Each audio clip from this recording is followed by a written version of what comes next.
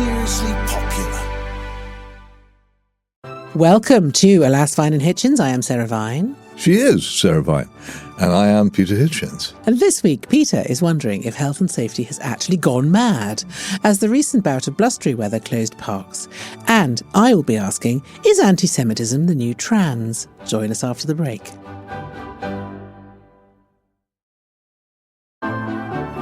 Welcome to Alas, Vine and Hitchens. I am Alas, Sarah Vine. And she is. And I am still Peter Hitchens. And my question this week, and it may sound a bit flippant, but it's actually not. It's quite a serious question. Is anti-Semitism the new trans? By which I mean, is it the new fashionable cause or obsession among young people? Because it seems to me that there's a lot of what I would term rather unashamed anti-Semitism going on campuses and at schools, sort of in the sixth form area. But that would have been unthinkable in my day.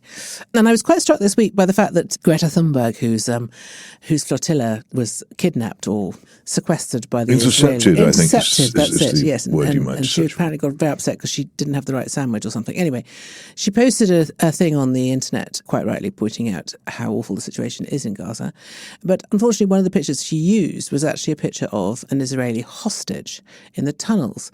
And it seems to me that every conversation I have with everyone under the age of 25 about this is very determined that their narrative is correct and is totally closed-minded to the concept of there being any history, nuance, past. You know, they're just quite ill-informed. And it sort of reminded me a bit when I was at university and everyone was very upset with Margaret Thatcher for reasons that they weren't really sure about. They just knew that that was what they had to be. They had to be upset with Margaret Thatcher. They had to go on sort of poll tax marches, even though really it had no effect on their lives. There's a sort of madness in crowds, and it's very much centred around that university politicisation, sixth form debating society. And I just thought, these are very serious issues. We had, with the trans situation, it was the only sort of topic in town for about 5 years. And then after a while, a lot of sensible women, including myself, but, J.K. Rowling and other people, sort of pointed out that the whole thing was a bit one-sided and a bit mad, and it has since died down, and it's like they've all moved on. So I'm just like, how much of this is genuine and how much of it is just a desire to rail against? Well, I've held both positions on this in my life. And the one I hold now, I have to say in my trade of journalism, 3 years ago, I reckoned I was the most pro-Israel person I knew for many, many miles around. And yet even so, I was also one of the people I knew who was most critical of Israel and in most detail, because it's impossible, it seems to me, to engage in discussion of that country, its history and its behaviour without having very, very strongly critical views as well as defensive ones. It's an extremely difficult question, and one which I don't think can or indeed should be resolved. I think one of the main reasons it's worse is that so many people have tried to solve it. There's a very fine Israeli Arab journalist, a category of people most people don't even understand exists. And he was driving me around Ramallah a few years ago, and it's now a complete maze trying to get from the Israeli part of Jerusalem to Ramallah, which is the capital of the Palestinian Authority. He knew his way, but he said as he did so, driving round yet another double-bended corner, "Oh, how I long for the good old days before we had peace." Because in the good old days before you had peace, you could get in a car. I've done it. You could drive down from Jerusalem to Bethlehem without any interruption. There were times in living memory when Jews living near Gaza would go there for the nightlife. It may seem incredible to most people now, but there was no real frontier between. But it's not incredible. This is my point. This is the truth. If they search for a solution, it's a search just for a perfect ceaselessly, solution. in my view, made it worse. Yeah. And I could go on for hours about what I think is the best approach to it, which would certainly not involve trying to find some kind of permanent solution or a Palestinian state, which I think would be a disaster. But The harder you think about it, the more complicated it is, and the more sympathetic you get to the people on both sides, who, when you meet them in their homes, are very likable and to be treasured. And you think, well, why on earth shouldn't they live civilized, peaceful lives like everybody else? So I'll start by saying that. The other thing you say that, and it is indeed true, that an anti-Israel position has become very fashionable among the sort of people who were into Black Lives Matter I think it's couple of years into ago. anti-Semitism. Actually, it's not just an anti-Israel position anymore. It has become actually anti-Jew.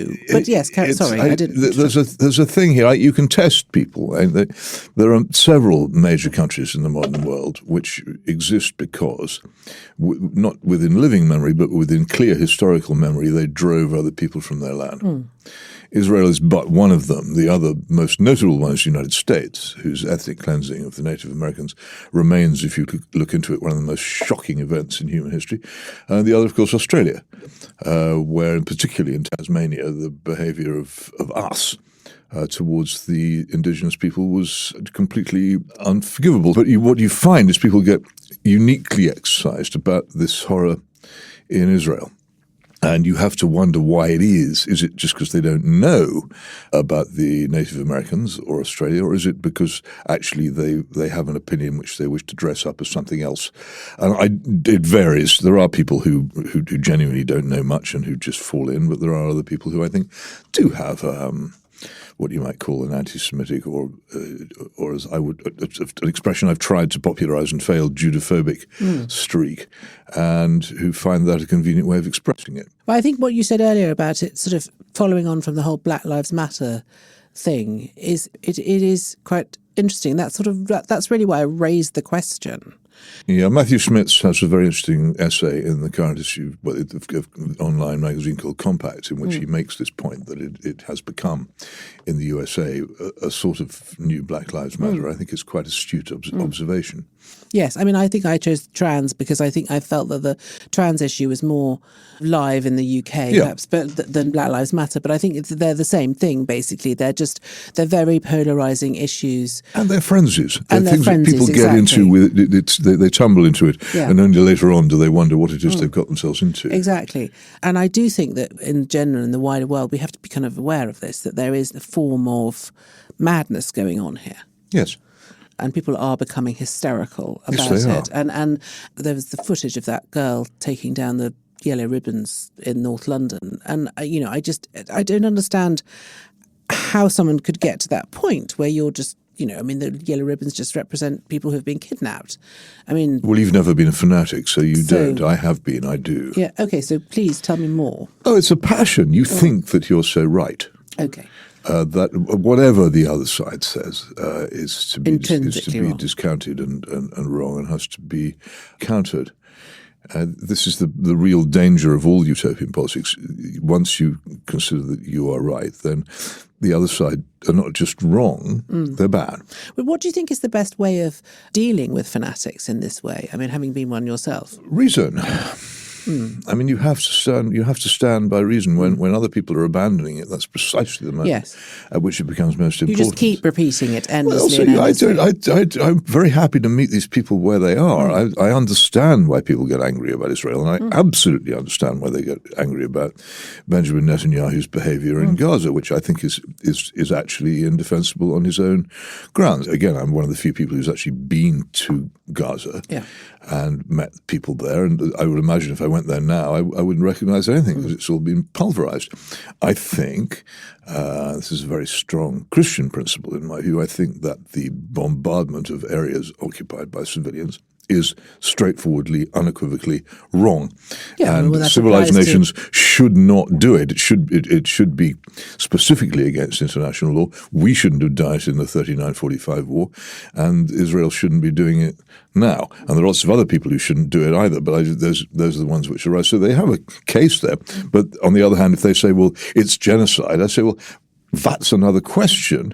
The word has a flexible definition. The reason why you're so keen to do that is because you know perfectly well the reason for the foundation of the State of Israel is a response to a definite genocide of a totally specific and purposeful nature which cannot be denied. And to call Gaza genocide is I think, to try to undermine the moral justification for the existence of Israel in the first place. That's a different question from condemning the killing of innocent women and children in Gaza, which I unequivocally do. No, absolutely. I agree with you. I mean, there are lots of people and states that do that sort of thing, but Israel is particularly highlighted all the time, I think. And I think that's fundamentally because a lot of people don't think it should exist. A lot of very reasonable people don't think it should exist. And it's not it's a complicated argument, and it's not as simple as one side good, other side bad. But interestingly, it cannot be. I was reading the other day, in fact today, I was reading that applications in France for Jewish people to go and live in Israel are up something like 400%. Jewish people are feeling that they, the problem is, we had the attack on the synagogue last week. What you want is for Jewish people to be able to live amongst other people of other religions without feeling frightened. And I don't think that's the case anymore. And I think that is very France has worrying. Not been immune to anti-Semitism at many stages in its history. And it's reasonable for Jews in France to worry about what might happen to them. And of course, there is another problem in France, which now has a much larger Muslim population than it used to, and that also plays some role in this. I just worry that so many young people are not prepared to be, as you say, just a little bit more thoughtful about it. Because I think people should be, as I say, I think it is very, very important for everybody involved to stick to reason, to assume that their opponents in this are rational actors and prepared to listen to it, and to always to stick to reason themselves and not to get carried away. And I think there's been a problem on some of the pro-Israel side, that they have been less willing than they should have been to condemn the bombardment of Gaza, because they seem to think it has to be all one or all the other. I just don't agree. You can simultaneously say the pogrom of 2 years ago was a disgusting and indefensible incident, and you can simultaneously say that the behavior of Mr. Netanyahu, and I single him out in this, and I used to have some time for him before this, and I've stopped doing so now, his behavior in this has been I'm afraid, completely wrong, and has to be condemned, particularly by people who wish to offer a serious defense of Israel as a state. Well, it's had, in my mind, it's had the absolute opposite effect. It's predictable. Yeah. I mean, yes, you of course. knew it. It was obvious that this would happen. The main effect it has had, leaving aside the individuals who've been killed or had their lives ruined and their homes destroyed, the main effect it's had in much of the Western democratic law-governed world is a diminished support for Israel's existence, which totally predictable. I predicted it before it began. Do you think he's just rather stupid? No, I do not think he's stupid. I think he's a very intelligent man. I also think he has physical courage, is highly educated. But I think if you want to know very briefly, I think that I'll just tell you one small anecdote. When Yitzhak Rabin was murdered by a fanatic in Israel, partly because fanatics are like that, and partly because he was associated with the attempt to make peace with Yasser Arafat, Netanyahu was blamed by many on the Israeli left for that. They said that his speeches had in fact led to this. And I recommend very strongly here a biography of Netanyahu by Anshel Pfeffer, in which he makes it plain, and Pfeffer is no great sympathizer of Netanyahu, he makes it plain that this charge is not true. Fascinating thing happened. Mrs. Rabin this is the Jewish custom, invited people round to the Rabin house to join in the morning. And it was a message was specifically sent to Netanyahu that he would not be welcome. Yet, Yasser Arafat, a known anti-Semite, a man who said all kinds of horrible things about Jews and whose hero was an even worse anti-Semite, he was welcomed into the Rabin household. That's the Israeli left. They would not coalesce with or make any government deals with Netanyahu. And I think to that extent they take the blame for driving him into the arms of these horrible people who he now has in his coalition, of whom there can be no defense, who are the ones who are so terribly keen on the worst aspects of his government. Equivalent of Tommy Robinson. Yeah, you might say. They're people who are beyond the bounds of what I regard as civilized policies. He coalesces with them because it keeps him in office. And there are other arguments about whether he keeps in office to stay out of jail, which we can't really have here at the moment. But it is a serious argument believed by many people in Israel. But the fact is, that's what's been going on. And I think the Israeli left have played some part in this by cutting him off in the way that they did after Rabin's death. Well, let us know what you think. You can email us at alas@mailonline.co.uk. Join us after the break, where we will be discussing health and safety. Welcome back to Alas, Vine and Hitchens. Peter, I have to say, when I read this was your question, because I don't know if listeners know, we don't know what each other's questions are going to be. That's the thing. Our producer won't tell us. I don't know why, but anyway, maybe he thinks we'll just have a fight outside the studio. They think it'll make us less boring, Sarah. Yes, that's right. They think it'll be. Anyway, Peter. So I only got to read Peter's question when I got the piece of paper this morning. And I'm totally with you. My park was closed the other day, which was a real inconvenience to me because I have a very young and extremely energetic dog, which needs to run around a lot in the park. And I couldn't take her anywhere else. I had to walk her around on a lead, which was very tiresome. But there was no reason at all. In general, I would say that if it's windy and you want to go for a walk in the park, if the parks want to cover themselves against legal problems, then they could just stick up a notice saying, it's dangerous in the park today, beware of falling trees. Wear a hat. We've warned you. Last Saturday morning, I came into work, as I usually do, partly by bicycle, and I usually come across, on legal cycle tracks, I stress, Kensington Gardens. And as I approached Kensington Gardens from the north, I noticed, not to my surprise, because I've seen this sort of nonsense before, big sign saying, owing to storm, Amy Park is closed. So I go round. And it was a bit blowy, but not that. And it was quite obvious that the predicted semi-hurricanes of the night before had not emerged. So when it came time to go home in the evening, I set out back. I thought, well, it's bound to be open. So crazily, I set off by a different route, which, when it turned out that the parks were still closed, meant I had to go 5 miles around Hyde Park, put it like that, because otherwise I'd have had to turn back, which I hate doing. And so I contacted the Royal Parks and I said, excuse me, it was quite obvious by quite early on, because I checked with the Met Office, the wind speeds, which had been predicted, I think, 55 or 60 miles an hour the night before. And they hadn't at any stage got above 30 miles an hour during the morning of Saturday. It was quite obvious by Saturday lunchtime there was no serious wind. So, why didn't you reopen? And they said, oh, well, we had to send out teams to check the parks before we could reopen. We couldn't do that until Saturday evening. So I said, well, why not? It was quite obvious to any sentient person that the wind had dropped perfectly reasonable. Why couldn't you send your teams in before then? And then they said, well, actually, we did. So then I said, well, how bad was it? And they've sent me pictures since of a couple of treetops that had in fact fallen down. Some branches. Yeah, which I don't know how fast the wind was the night before. I suspect it would probably be on a Friday night.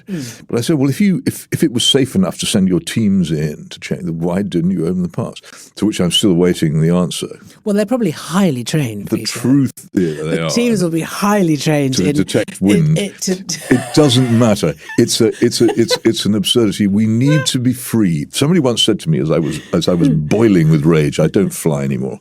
I was boiling with rage in some stupid security queue. People demanding to X-ray my testicles and get me to take my shoes off and search through my bags. And I moaned. And the other people in the queue, rather than having what I would regard as a proper British spirit of freedom, said, "Oh, always moaning, aren't you? Why can't you just shut up and put up with it?" I bet said if they said there was a plane flying today which hadn't had these security checks, you wouldn't go on it. And I said, "Oh yes, I would.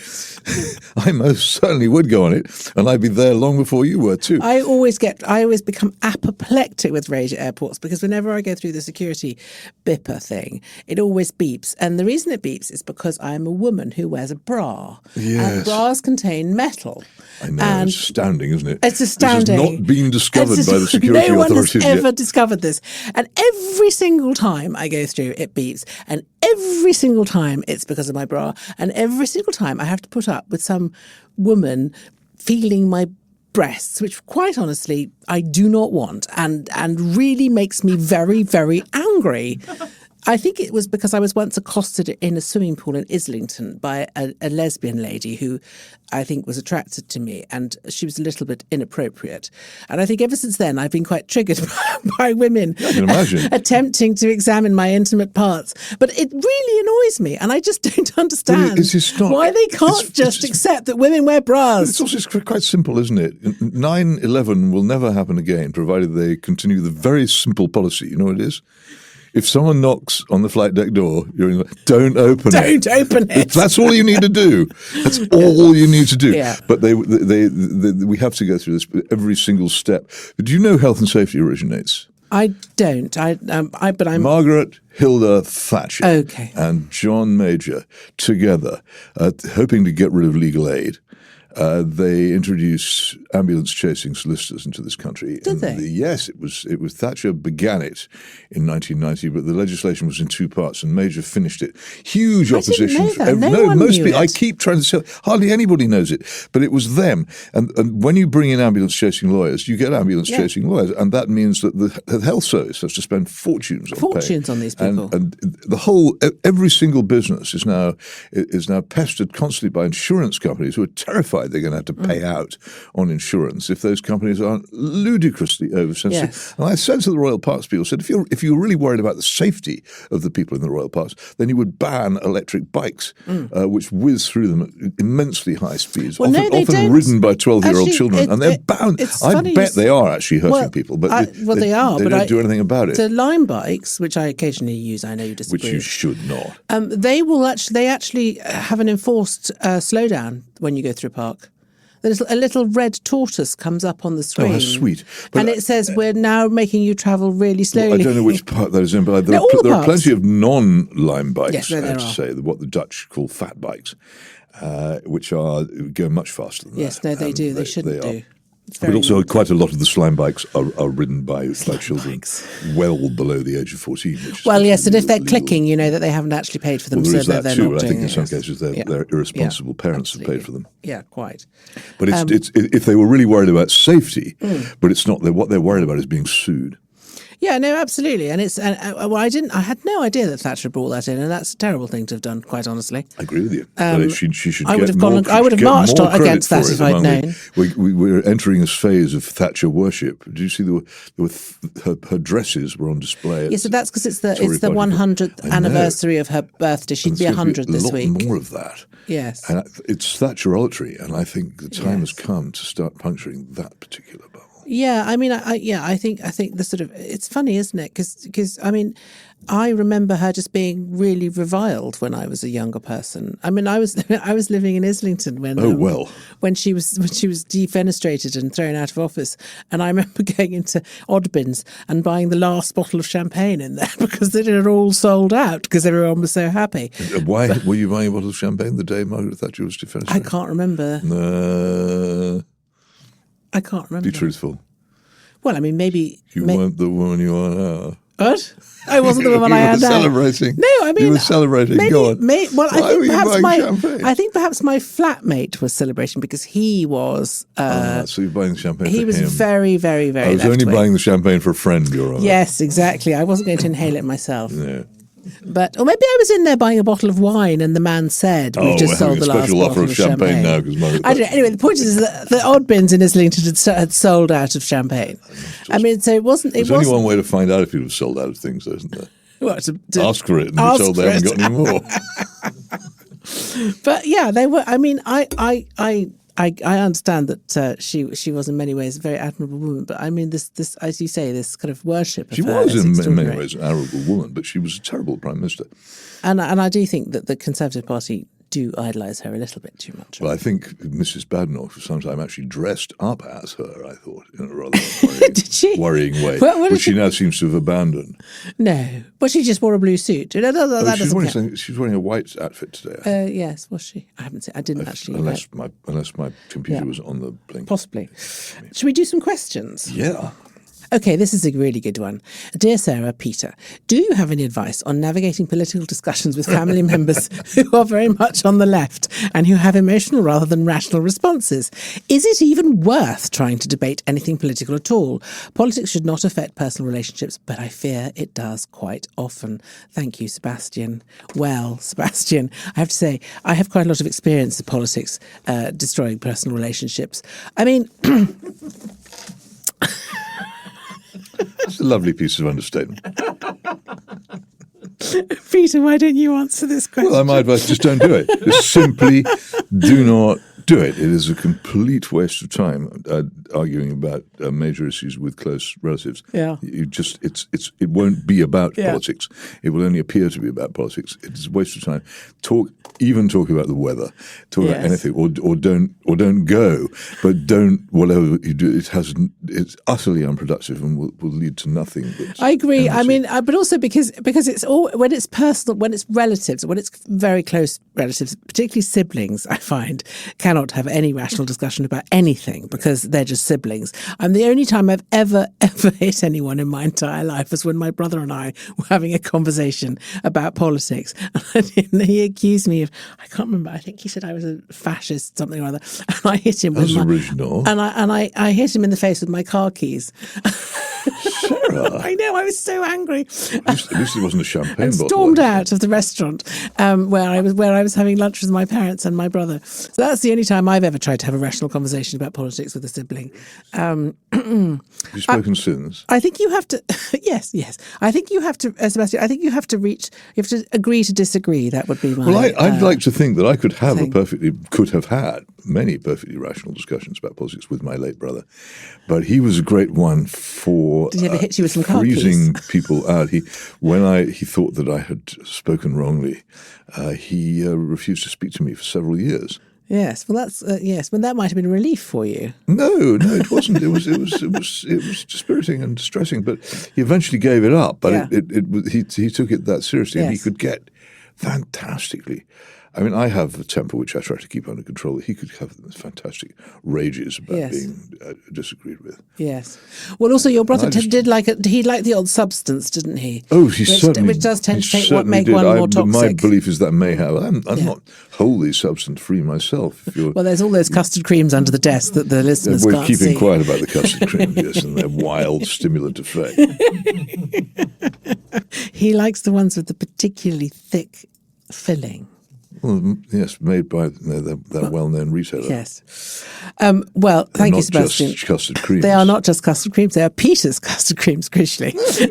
I share them very widely. Thank you, Sebastian. Another question. Alas, 3 exclamation marks. I know that Peter is a huge fan of bicycling.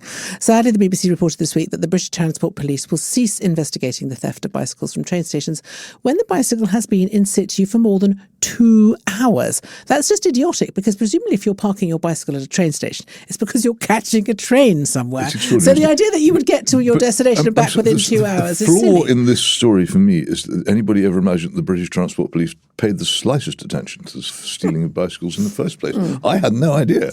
I assumed they were completely uninterested, as they are in all other forms of crime. So if they were investigating that, then I congratulate them for having done so.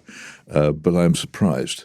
I would not have thought that any cyclist would imagine for a moment that the police would try to find his bike, or if they did, try to get it back. Well, It's notorious, isn't it? Now there are actual outfits which will help you get your bike back from the thief. Yes, I mean, I in a find sort of 18th century way. That's how crime worked in London in the 18th century. Apparently, people would steal from you, let you know that they got it, and sell it back to you, basically. And we're now back to that. Well, when I was very young and I had my first car, I had a minivan, and I lived in Stoke Newington, and every morning I'd get up and discover that my battery had been stolen, and then every day I'd trot down to the brick and brack shop at the end of the road, and there it would be. Buy my battery back. Did you paint a sort of smiley face on it so you could recognise And eventually, I asked the people who were stealing it, who were some youths, if they could possibly stop stealing it. And I said I would give them a small contribution each week to their sweetie fund, and that worked. So you joined a protection racket? I did, yes, very small protection racket. Okay. That's how they all start. That's how it all. It's the slippery slope to hell. But the other probably now they run North London. They probably do. The solution to not having your bicycle stolen, I have discovered in life, is to have an embarrassing bicycle. My bicycle is pink, and it's don't give too many details. There may be people who might now decide to steal it out of spite. It clearly belongs to a silly middle-aged woman, and so nobody wants to steal it. You're right, and girls' bikes are not stolen as often as blokes' bikes, because bikes are stolen to order. Yeah. But they're still sort of macho, mammal, lycra-wearing types who like expensive bikes. So there's no guarantee your bike will not get stolen. I once had my bike stolen pretty much before my eyes. It was a very crummy bicycle. I was living in Belsize Park in North London, way out market of Stoke Newington, I have to say. Yes. And I had actually gone upstairs in the block of flats I then lived in to check that I'd locked the door properly. I came downstairs to find a man pedalling off on my bicycle. For reasons I won't explain, I had in my right hand a bag full of dirty laundry. I pursued him down the street in NW3, shouting at him and belabouring him about the head with the bag of laundry, which I may now tell you is a very ineffective weapon. He swayed. Not my son's laundry. Swayed from side to side and nearly came off, but he managed to keep upright and get up on the pedals and accelerate away down into Kentish Town, and I never saw it again. Saw him Interesting, again. He looked like a school teacher, pepper and salt hair, tweed jacket, respectable, well-pressed trousers and polished shoes. It was a terrible bicycle. So it was a really clanky old number. It was not. Well, he obviously wasn't a professional thief. He would have known that. Well, this was in about 1925, a long time ago. The modern equivalent of the protection racket in Stoke Newington is Facebook Marketplace. Quite often you will find many stolen bikes on Facebook Marketplace, yes. So there you are. There's my top tip. Thank you, Jack Woolley, for your excellent question. Cheap bike, expensive lot. Yes, exactly. Because it's more the inconvenience of getting there and realising that you don't have a bike. That's the thing. And that's very annoying. It is annoying. Yeah. Fiona says, hi, I had a bog-standard comprehensive school education where we did not read much poetry or literature. We did not study kings and queens of England, but concentrated on the Peasants' Revolt and spent 2 years studying Nelson Mandela. 2 years? We also studied the Vietnam War and the Second World War. Can Peter or Sarah suggest where I can start to fill in the gaps of historical and literary knowledge? Thank you, Peter. Well, I did my history from, I think Carter and Brentnall. This is the prep school history, which was a basic history of England taught in most schools at the time. You can still get it, actually, but it's quite expensive to get the set. And it is actually the history which is satirized in that wonderful book, incomprehensible to most people under 70 now, 1066 and all that, because all the jokes assume that you know English history. What about Gombrich? What about Gombrich? I don't know. There's a very good book written by someone called Gombrich, whose first name I forget. Wasn't he called E.H.? Maybe he was. I think he was. And he wrote a short history of England, I think it is, which is very good. I think I remember I read it a couple of years ago. I don't know about that one, but there was, when I was trying to remedy my own children's absence of history, because I was discovered rather too late that history teaching at school had gone way down the plumbing. I resorted to a book by Roy Strong. Oh, yes. I can't remember the title of it. I think it's just something on the history of England. And it is a very good, straightforward history in clear language containing most of the details you need to know. And yes. I would commend that.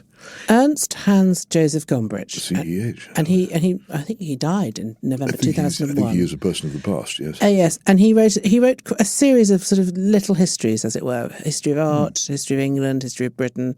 Anyway, they're very good and very readable. Right. I would recommend them. I mean, that's pretty good to start if you like off it with. romantic and old-fashioned, of course, there's Marshall's Our Island Story, which is a treat, but of course it's full of the attitudes of an era long gone. Yes. But I read that as a child, and it won't do any harm, provided you understand that it's romantic rather than entirely testable. But most history is romantic until the history you learn to begin with, which you then learn to revise as you grow older, has to be romantic because it's basically the law of your tribe. Absolutely. Nothing. So I'm not against that. And the last two are brilliant questions. Do you want to read them out, Peter? Because they're really for you. Only you can really answer these questions. Right. So Tom from Southampton asks, I've been very much enjoying the poetry readings, especially Jabberwocky. That wasn't a reading, Tom. That was a recitation. Yes, from and memory. Stopping by Woods on a Snow Evening, which was also a recitation. Though my memory on that has since slipped, I'm distressed to say. I have to get it back up to speed. Tom's question is about the Psalms. He says he's been attempting to learn a few by heart. Which is my favourite psalm and why? Well, learning them by heart is quite difficult because they don't rhyme or scan in the version that I would recommend, which is Miles Coverdale's translation, which you find in the back of the 1662 Book of Common Prayer. It's slightly different from, and in my view, better in most cases than the Psalms in the King James Bible. The ones that I particularly like are the 91st, which is the one which contains the pestilence that walketh in darkness and the arrow that flieth by day, and is one of the most magnificent of all the Psalms. The 19th is one of the most beautiful, simply about the glory of the universe. The 128th, I think it's 128th, which is read at the Church of England, the proper Church of England marriage service, is the most beautiful marriage blessing, I think, ever written. And if you like a good curse, then the 109th, which is supposed to have been incorporated in special anti-Cromwell prayer books, as the psalm for the day of his birth. It is a lot of it is an actual really ferocious curse on the person who they're against. The psalms are definitely not the word of God addressed to man, but they're the words of man addressed to God, and they can be quite rude. I can interject here to say I have found Psalm 109 on the internet. If you would like to read it, I'm sure Tom would be delighted.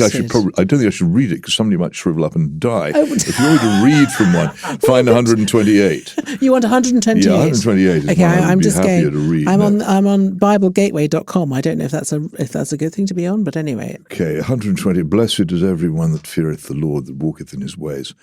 For thou shalt eat the labour of thine hands, happy shalt thou be, and it shall be well with thee. Thy wife shall be as a fruitful vine about the sides of thine house, thy children like the olive branches round about thy table. Behold, thus shall the man be blessed that feareth the Lord. The Lord shall so bless thee out of Zion, and thou shalt see peace of Jerusalem all the days of thy life. Yea, thou shalt see thy children's children, and peace upon Israel. That's lovely. Fruitful vine. Fruitful vine. That's me. Yes. Size of a house, I think it also mentioned. That's a bit rude, isn't it? Yeah, I slightly moderated because I was trying to remember bits of the Coverdale, which is better than the King James. It's amazing. He was the first translator. They couldn't really improve on him. Well, there you go. The only one that isn't so is the 23rd, which his 23rd isn't as good. That's the one most people know anyway, the Lord is my shepherd. Yes. The last question, it says, alas, could Peter recommend a good hymn for when confronted by a particularly steep hill, please? And Elvis Doubleday, who is the author of this little note, says, for Sarah, I would like to thank you for recommending Hornets, a fantastic shop. I think we should have a thing where you recommend books and I recommend shops. That's my speciality. But could we have I love this question, could we have a hymn for a steep hill? Well, if you can learn it all by heart, and I've failed to do this so far, praise to the Lord, the Almighty, the King of creation, including the suppressed verses, which they now leave out of most hymn books, is long enough to get you up most hills. Do you think it's Immortal, invisible, God only wise is not bad either. And they worship the King, all glorious. I find a combination of Father, hear the prayer we offer, not for ease. Our prayer shall be, but for strength. I won't go on. It will get you halfway up, and then through all the changing scenes of life will get you the rest of the way. Though once I ran out of hymns on a hill in Cambridgeshire and had to resort to singing chants of Bob Dylan instead. But it is extraordinary how much easier it makes riding uphill if you're singing at the same time. Which Bob Dylan did you sing out of interest? I think it was, first of all, Hey, Mr. Tambourine Man, and then Tomorrow's a Long Time, and then large parts of Desolation Row. Were you singing out loud? Of course. So I wish. If people want to get up right behind me, they can listen. Otherwise, I honestly maybe they were going past me in vans. I honestly don't know why you haven't got your own television program doing this, because I think it would just be.